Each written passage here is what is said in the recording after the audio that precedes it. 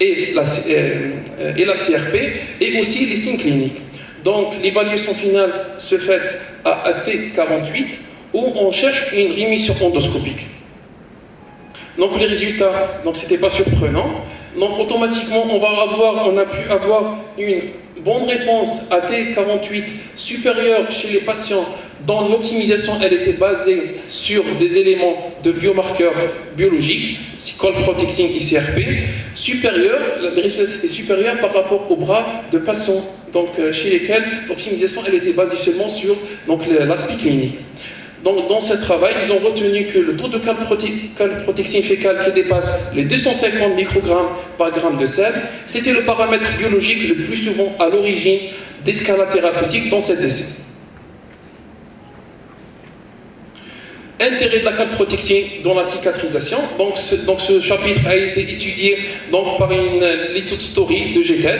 Donc un sous-groupe a été analysé, fait de 85 patients, chez de patients de maladie de Crohn en rémission.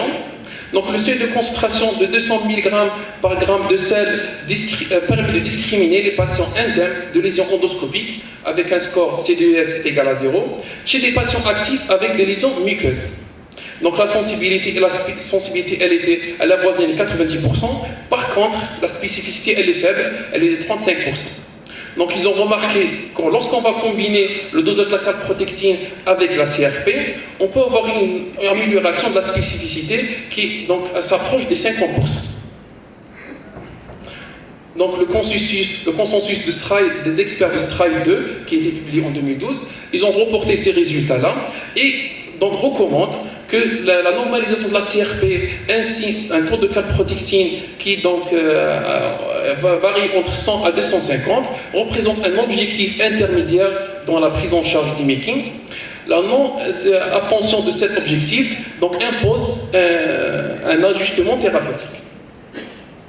Maintenant, on va parler sur le rechute et la place de la calprotexine dans la détection de rechute ou la prédiction de rechute. Je vous rapporte ici ce travail qui a colligé environ 160 patients qui sont déjà en rémission clinique, depuis au moins 6 mois. Donc on a trouvé une récidive dans 24% à 12 mois de suivi.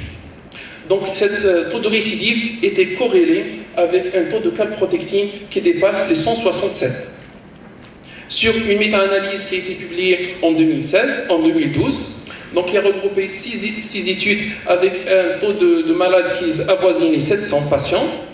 Donc ils ont démontré ils ont confirmé que la calprotexine, elle est très performante dans la détection de rechute, aussi bien pour l'hersiage que dans la maladie de Crohn, avec un délai de 3 à 6 mois avant la rechute. Le P il était significatif et le seuil optimal de 150 mg par gramme de sel était retenu. Donc il était bien établi aussi que ce travail qui me paraît intéressant. Donc ils ont démontré que chez les patients porteurs d'hersiage sous infliximab, chez qui sont en rémission endoscopique, le dosage de 2 taux de calprotexine à 1 mois d'intervalle, lorsqu'il dépasse les 300 mg, elles permettent de prédire une rechute.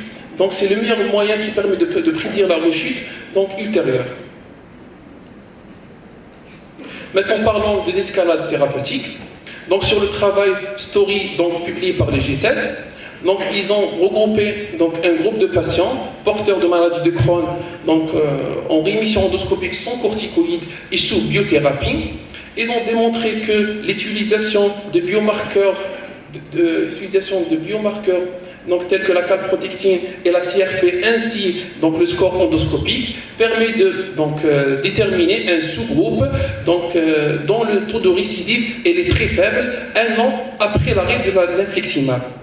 Les facteurs de risque de rechute après l'arrêt de l'infection étaient établis, sont en fait essentiellement d'un taux de calprotexine qui dépasse les 300, une CRP qui dépasse les 5 mg, ainsi un taux d'hémoglobine qui est inférieur à 14 et taux de leucocytes qui dépasse les 6000.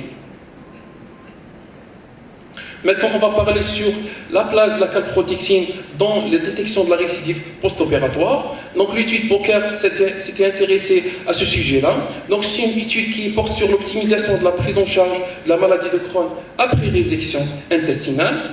Parmi ces objectifs, c'est d'essayer de répondre à la question suivante: est-ce que la calprotectine peut remplacer l'endoscopie dans le cadre de la surveillance post-opératoire? Donc les résultats de cette étude, ils ont démontré qu'il y a une bonne corrélation entre la calprotectine et la récidive endoscopique avec un P donc significatif.